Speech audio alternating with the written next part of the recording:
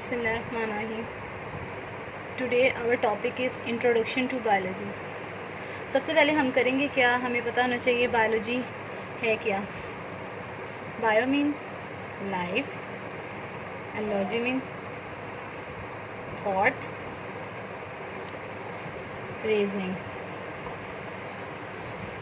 The study of living organism क्या आ जाएगी हमारे पास, बायोलॉजी. द वर्ड बायोलॉजी जो है वो कम्बिनेशन है टू ग्रीक वर्ड्स का, bio and logos. Bio mean life and logos mean thought and reasoning. अब जो बायोलॉजी है वो हमें इंफॉर्मेशन प्रोवाइड करती है about the human health, food and environment. अब बायोलॉजी की हमारे पास 3 डिवीजन्स आ जाती हैं. First of all zoology and second one is botany and third one is microbiology. जू से आपको पता चल रहा है animals, logy mean study, the study of animal life.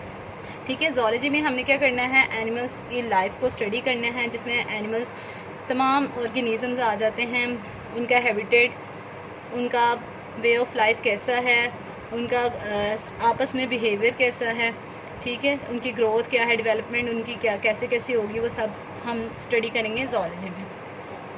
And second one is botany. Botany से पता चल रहा है, बॉटन से पता चल रहा है प्लांट, और स्टडी हम करेंगे इसमें प्लांट्स की. The study of plants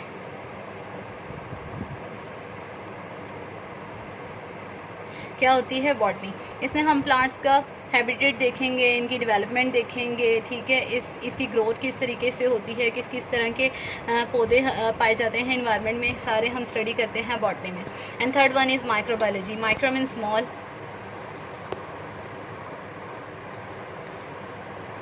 living organisms, and bio mean life and logos mean thought and reasoning.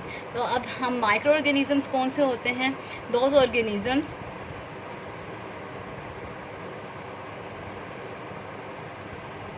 which cannot be seen with naked eye. यानी वो ऑर्गेनिज़म जिन्हें हम अपनी आम आँख से नहीं देख सकते, वो माइक्रोबायोलॉजी में आ जाते हैं. फॉर एग्जांपल बैक्टीरियाज आ जाएंगे, वायरसेस आ जाएंगे, वो सारे हम उनकी स्टडी को हम किस में करेंगे, स्टडी उन्हें माइक्रोबायोलॉजी में. अब फर्दर इसकी जो डिवीजन थी उन्हें सब डिवीजन करके उसे ब्रांचेस में डिवाइड कर दिया जाता है. फर्स्ट इसकी ब्रांच है मॉर्फोलॉजी. मॉर्फोलॉजी में आ जाती है फॉर्म्स और स्ट्रक्चर. अब इसमें हम क्या करेंगे, the branch which deal with the study of form and structure of living organisms. ठीक है, लिविंग ऑर्गेनिज्म की स्ट्रक्चर क्या है, उनका फॉर्म्स कैसी है, ठीक है, वो दिखने में कैसा है, उस सब को हम स्टडी करेंगे मॉर्फोलॉजी में. एंड सेकेंड हमारे पास आ रहा है एंटोमोलॉजी. एंटोमोलॉजी में हमारे पास क्या आ जाएगा, इंटरनल स्ट्रक्चर को हम स्टडी करेंगे.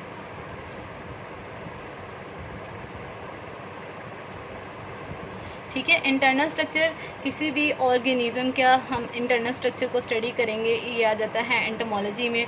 फॉर एग्जांपल अगर हम हार्ट को ले लें या सेल को ले लें, ठीक है, सेल में हमारे पास आ जाता है न्यूक्लियस, उसमें डिफरेंट ऑर्गेनेल्स आ जाती हैं, ठीक है, उनके इंटरनल स्ट्रक्चर को अगर हम सेपरेटली स्टडी करें तो एंटोमोलॉजी में हम उसे स्टडी करेंगे. अब हिस्टोलॉजी क्या होता है, histo mean tissues, logy mean study. तो हम इसमें क्या करेंगे, the branch of biology which deal with the study of tissues.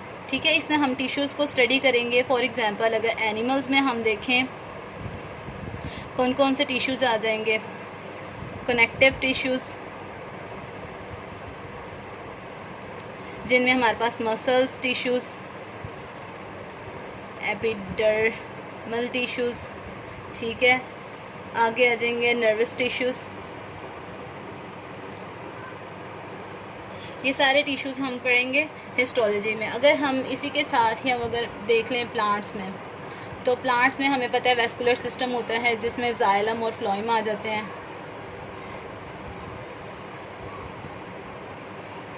ठीक है। जाइलम और फ्लोएम ये भी टिश्यूज़ होते हैं, ये प्लांट्स में पाए जाते हैं। नेक्स्ट हमारे पास आ जाता है सेल बायोलॉजी। अब सेल बायोलॉजी में हम क्या करेंगे, the study of structure and function of cells. ठीक है, सेल के हमने स्ट्रक्चर को स्टडी करना होता है, इसमें फंक्शंस और सेल की ऑर्गेनेलिस। ठीक है, अब इसमें हम क्या करेंगे, सेल के स्ट्रक्चर को, फंक्शन को, इसके साथ साथ इसकी ऑर्गेनेलिस, इसमें सेल्स में जो पाई जाती हैं उन्हें हम स्टडी करेंगे। और साथ ही साथ ये वो ब्रांच है जो कि डील करती है, डील विथ सेल डिवीजन, यानी जिसमें हम सेल डिवाइड किस तरीके से होता है, एक सेल से सेल, दो सेल्स में जब डिवाइड होते हैं, ठीक है, ड्यूरिंग माइटोसिस या मियोसिस आप देख लें, इन सब को हम स्टडी, इन सब की स्टडी को हम क्या करेंगे, किसमें स्टडी करेंगे, सेल बायोलॉजीज़ में। अगर ऑर्गेनेली को देखा जाए तो हम देखते हैं राइबोसोम्स का क्या फंक्शन है, यानी प्रोटीन सिंथेसिस वहाँ पर होती है, और न्यूक्लियस का क्या फंक्शन है, साइटोप्लाज्म का क्या फंक्शन है, इन सारी ऑर्गेनेलिस के, इनके स्ट्रक्चर्स को, फंक्शन और स्ट्रक्चर और फंक्शन को स्टडी करना सेल बायोलॉजी में आ जाता है। नेक्स्ट हमारे पास देखते हैं क्या है, सोशियोलॉजी। अब सोशियोलॉजी में हम क्या स्टडी करेंगे, different parts of living organism, study of different parts of living organisms. ठीक है, ऑर्गेनिजम्स में हर बॉडी का जो डिफरेंट पार्ट्स हैं उनके डिफरेंट फंक्शन होते हैं। फॉर एग्जांपल अगर हम लिम्स की बात की जाए तो लिम्स किस में हेल्प करती हैं, लोकोमोशन में, यानी मूवमेंट में हेल्प करती हैं। और अगर इसके साथ साथ एक और एग्जांपल आपको बताते चली जाऊँ, हार्ट को देख लें, हार्ट का क्या फंक्शन है, पंपिंग ऑफ ब्लड, यानी ब्लड को इसने पंप करना होता है। नेक्स्ट हमारे पास आ जाता है जेनेटिक्स। जेनेटिक्स में हम क्या करेंगे, study of jeans,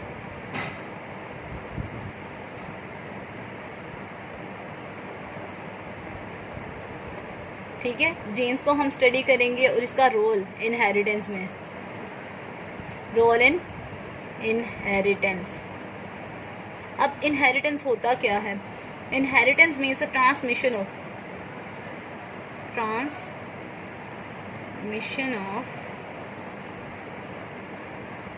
character from one generation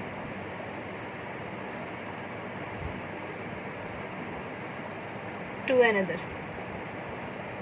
ठीक है, कोई ऐसा करेक्टर जो कि एक जनरेशन से दूसरी जनरेशन में ट्रांसफ़र हो, उसे हम क्या कहेंगे, इनहेरिटेंस, यानी वरासत के तौर पर कोई ऐसा करेक्टर पेरेंट्स से ऑफस्प्रिंग में ट्रांसफ़र हो। मिसाल के तौर पर अगर हम देखा जाए कि अगर पेरेंट्स की हाइट टॉल है तो उनके जो ऑफस्प्रिंग्स होंगे वो भी टॉल ही होंगे।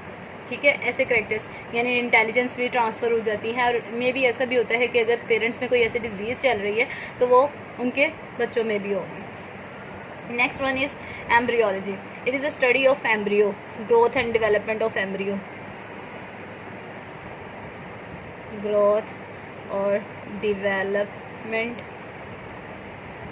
Of embryo. अब एम्ब्रियो होता क्या है, the fusion of sperm and egg to form embryo. ठीक है, अब एम्ब्रियो, स्पर्म और एग के मिलने से जो इनकी फ्यूजन से जो हमारे पास बनेगा वो एम्ब्रियो होगा। अब एम्ब्रियो की हमारे पास जो बिफोर बर्थ, ठीक है, बिफोर बर्थ इसकी ग्रोथ, इसकी डेवलपमेंट, इसकी क्या क्या स्टेजेस आएंगे, इन सबको स्टडी हम किस में करेंगे, एम्ब्रियोलॉजी में। सेकंड हमारे पास आ रहा है टैक्सोनॉमी। अब टैक्सोनॉमी में हम क्या करेंगे, naming and classification of organisms. अब नेम देना और क्लासीफाई करना ऑर्गेनिजम्स को, उनके डिफरेंट बिहेवियर पे, उनके स्ट्रक्चर पे, उनके हैबिटेट की बेस पे उनको क्लासीफाई करना। जैसे किंगडम एनिमेलिया अलग हो जाएंगे, वायरसेस की क्लास अलग है, बैक्टीरिया अलग क्लास में रखे गए, इस तरीके से इन्हें डिवाइड करना ये टैक्सोनॉमी में आ जाता है। आगे आएगा हमारे पास palaeontology, it the study of fossils,